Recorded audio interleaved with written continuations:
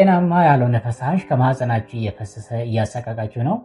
ታዲያስ ይሄ ጤናማ ያልሆነ የማህፀን ፈሳሽ እንዴት ሊከሰት ይችላል? በምን ምክንያት ይከሰታል? እንደዚሁም ደግሞ በቤት ውስጥ ማድረግ ያለባቸው ጥንቃቄዎች ምንድን ናቸው? ሕክምናውስ ምን ይመስላል? የሚለውን አጠር ያለ ውይይት አብረን እንወያያለን። ቆይታችሁን እስከ መጨረሻው ከኔ ጋር በማድረግ ተከታተሉኝ።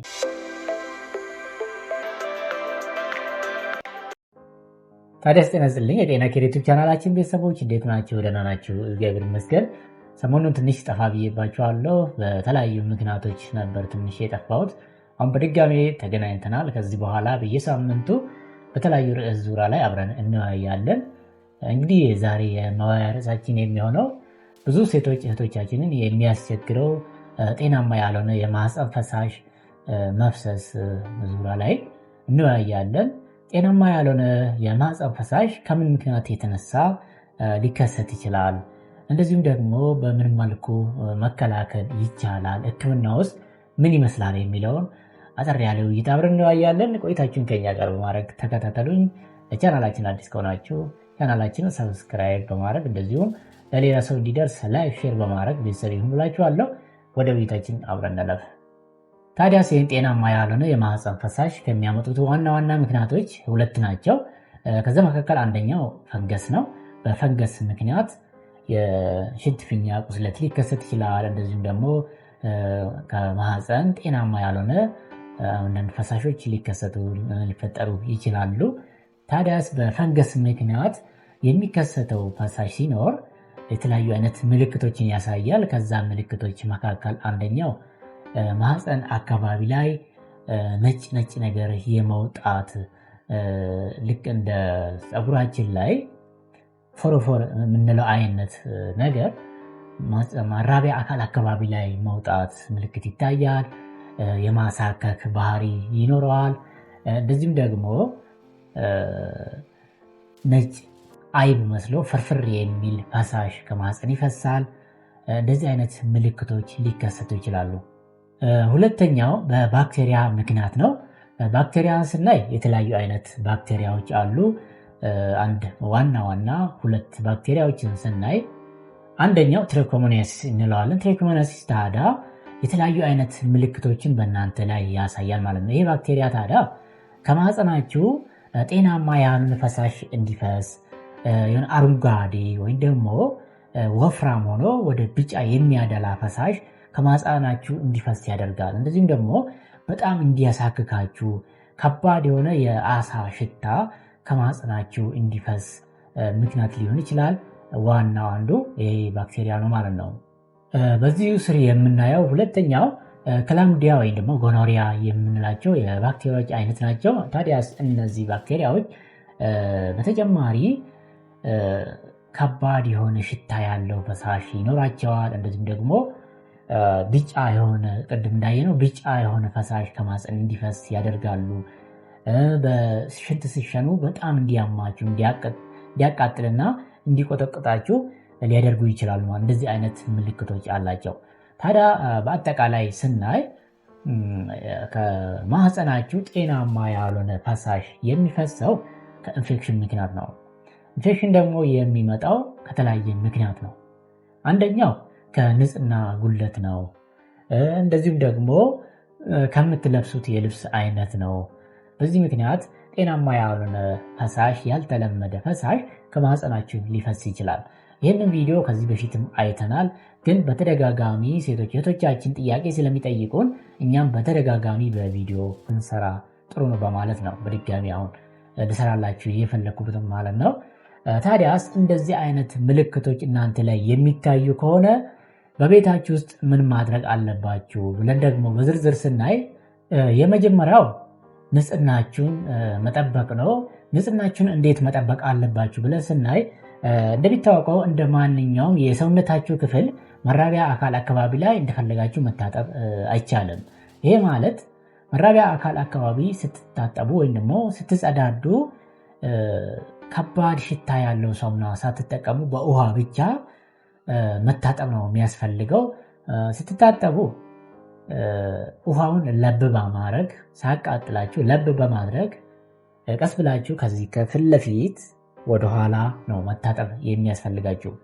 ሌላው ነገር ደግሞ የማህፀናችሁ የመራቢያ አካላችሁ ዳርዳሩን ቀስ ብላችሁ በንጹህ ፎጣ ማጸዳዳት ትችላላችሁ። ያ ምንድነው? የተለያዩ አይነት ኢንፌክሽኖችን ለመከላከል ማለት ነው።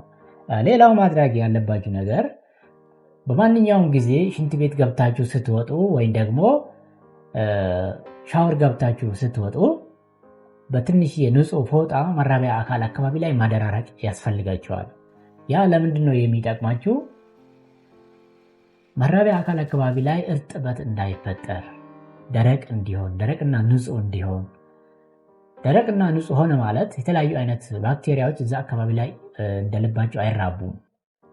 ስለዚህ ያንን ለማስወገድ መራቢያ አካል አካባቢ ላይ ደረቅና ንጹህ መሆን ያስፈልገዋል። ሁለተኛው ማድረግ ያለባችሁ ነገር የአለባበሳችሁ ሁኔታ ነው።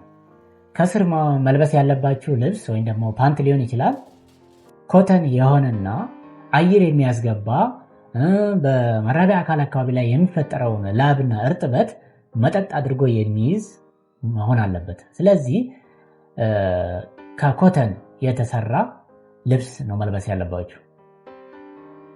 ከተቻለ ብዙ ጊዜ በቤት ውስጥ ስትሆኑ ሁሌም ፓንት ባታደርጉ ይመረጣል። በተለይ የወር አበባ ላይ ካልሆናችሁ ሰፋና ቀለል ያለ ልብስ ብትለብሱ ይመረጣል። አየር ማግኘት ያስፈልጋቸዋል። የተለያየ ባክቴሪያና ፈንገስ በመራቢያ አካል አካባቢ ላይ እንዳይራባ ሰውነታችሁ አየር ማግኘትና ፍሪ መሆን ያስፈልገዋል። ስለዚህ መልበስ ያለባችሁ ልብስ ኮተን የሆነ ልብስ፣ ከቻላችሁ ደግሞ አንዳንዴ ፍሪ ብትሆኑ ባትለብሱ እንደዚሁ በሱሪ ወይም ደግሞ ሰፋ ባለ ልብስ ብትሆኑ ሞር ይመረጣል ማለት ነው። ሌላው ማወቅ ያለባችሁ ነገር ጉዞ ሄዳችሁ ስትመለሱ ወይም ደግሞ ከባድ እንቅስቃሴ ያድርጋችሁ ስፖርት ሊሆን ይችላል ስትመለሱ ስራ ውላችሁ ስትገቡ ልብሳችሁን ቶሎ መቀየር ያስፈልጋችኋል። መራቢያ አካል አካባቢ ላይ ስለሚያለባችሁ እርጥበት ይፈጠራል። ያ እርጥበት ደግሞ ለተለያዩ ባክቴሪያና ፈንገስ መራቢያ ምክንያት ሊሆን ይችላል። ስለዚህ ልብሳችሁን በመቀየር በመታጠብ ማደራረቅ ያስፈልጋችኋል። በየጊዜው ጥንቃቄ ማድረግ ያስፈልጋችኋል። ሞር ያው ሴቶች ላይ እንደዚህ አይነት ኢንፌክሽን ስለሚበረታ ጥንቃቄ ማድረግ ያስፈልጋቸዋል። በአንድ ፓንት 2 ቀን መዋል፣ ቀኑን ሙሉ መዋል ወይም ደግሞ የተለያዩ ቀናትን በአንድ ፓንት መቆየት አይመከርም። የልብሳችን ንጽህና መጠበቅ፣ ልብሳችን አቧራ ላይ ያለማስጣት፣ ፀሐይ ላይ ያለማስጣት፣ ለተለያየ አለርጂ ልትጋለጡ ስለምትችሉ ጥንቃቄ ማድረግ። እንደዚሁም ደግሞ የስር ልብስ ፓንት ስትገዙ ከማንኛውም ከመንገድ ላይ ያለመግዛት፣ ልብስም ከገዛችሁ በኋላ ካጠባችሁ በኋላ መጠቀም መልበስ ያስፈልጋችኋል ማለት ነው። ሶስተኛውና ዋናው ማድረግ ያለባችሁ ነገር የአመጋገብ ስርዓታችሁን ማስተካከል ያስፈልጋል። ይሄ ምክንያቱም የበሽታ መከላከል አቅማችሁ ከፍተኛ እንዲሆንና የተለያየ አይነት ኢንፌክሽን እንዲከላከልላችሁ የተመጣጠነ ምግብ መመገብ ያስፈልጋችኋል። ባላችሁ አቅም ባላችሁ የአቅማችሁ ደረጃ የተመጣጠነ ምግብ ከሁሉም አይነት ትንሽ መመገብ ያስፈልጋችኋል። የተለያየ ቫይታሚን እንድታገኙ፣ ሚኔራሎች እንድታገኙ፣ የተለያየ የምግብ ንጥረ ነገር እንድታገኙ አንድ አይነት ምግብ ብቻ ሳይሆን ከሁሉ በአቅማችሁ ትንሽ መመገብ ያስፈልጋችኋል። ያ ጤንነታችሁ እንዲጠበቅ ያደርጋችኋል። ሳትታከሙ ሰውነታችሁ በራሱ የበሽታ መከላከል አቅማችሁን በማዳበር በሽታ እንዲከላከላችሁ ያግዛችኋል ማለት ነው።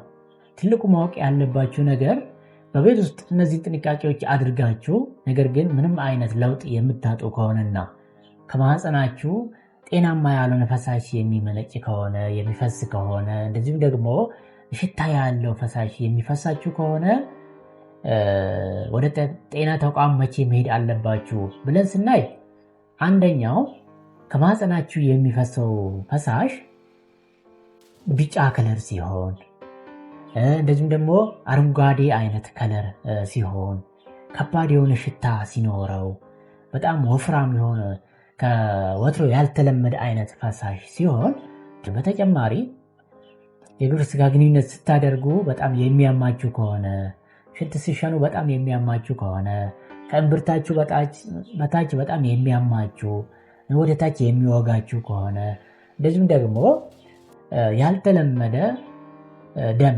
ከማህፀናችሁ የሚደማ ከሆነ ቶሎ ወደ ጤና ተቋም በመሄድ መታከም ያስፈልጋቸዋል። እነዚህ ምልክቶች አደጋ ይሆናሉ። ቶሎ በመመርመር ወደ ከፍተኛ ደረጃ ሳይተላለፍ ቶሎ መታየትና ሕክምናችሁን መውሰድ ያስፈልጋቸዋል ማለት ነው። ታዲያ ስለዛሬ ያየነው ስለ ጤናማ ያልሆነ የማህፀን ፈሳሽ አጠር ያለ ውይይታችን ይሄንን ይመስል ነበር። በዚህ ሀሳብ ዙሪያ ላይ የተለያዩ አይነት ጥያቄዎች ካላችሁ በኮሜንት ስር ጻፉልኝ፣ አብረን እንወያያለን።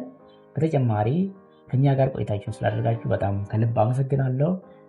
ላይክ፣ ሼር በማድረግ ለሌላ ሰው በማድረስ ቤተሰብ ይሁኑ። ሰላም ሁኑ። ቸር ሰንብቱ።